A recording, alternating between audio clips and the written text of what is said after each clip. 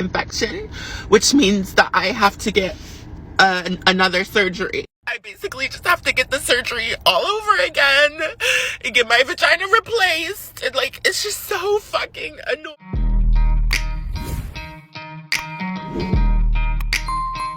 Welcome to AFOX, number one stop to entertainment and trending news. Now, lately there has been, I don't want to call it a trend, but there has been a lot of people coming out and saying that the surgeries that they did as transgender people went terribly wrong, and people are starting to come out. And a woman took to a TikTok, a transgender woman took to a TikTok to share how complicated her surgery went. And the cases that have been showing up lately when it comes to gender reassignment mostly happens to men who wanted to become women. And there was a channel that I came across here on YouTube that had a few interviews with people who have gone through the gender reassignment surgeries, and they say that people, even the doctors themselves, don't tell them the truth about what they are getting themselves into.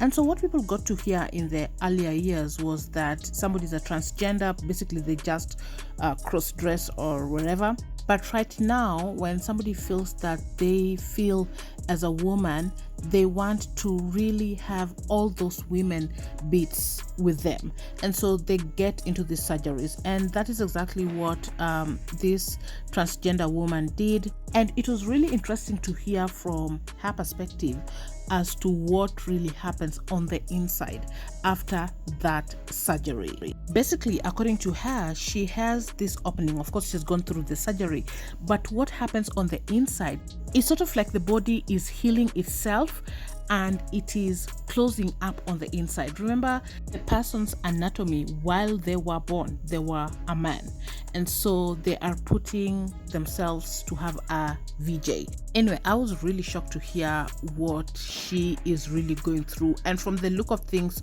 it seems very, very painful. I want us to listen to her experience going through this gender reassignment surgery and the complications that many people who are now putting themselves in these positions to do these surgeries need to know about. So I just got diagnosed with vaginal stenosis. If you're confused, hi, I'm Zaya. I'm transgender, and like 8 months ago I got bottom surgery or gender confirmation surgery. So I had a PP and now I have a vagina. And let me just preface this by saying I do not regret getting surgery. I do not regret it. So I don't want any of y'all conservative ass bitches to twist my words. I do not fucking regret surgery. However, I knew recovery was gonna be hard, but nobody tells you that it could be this fucking hard.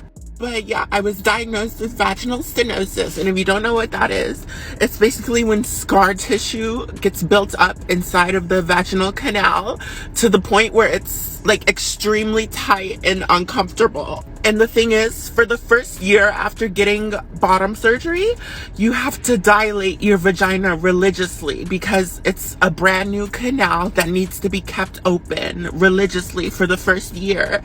And now that I have this stenosis, I physically cannot dilate. My vagina still has depth, but it's so tight to the point that it could start to close and form pockets that could lead to infection, which means that I have to get another surgery. I basically just have to get the surgery all over again and get my vagina replaced, and like, it's just so fucking annoying. And it just sucks because my vagina has made me so happy, happier than I've ever been. I finally feel comfortable in my body. It's so pretty on the outside. It's just the inside of it that's all fucked up.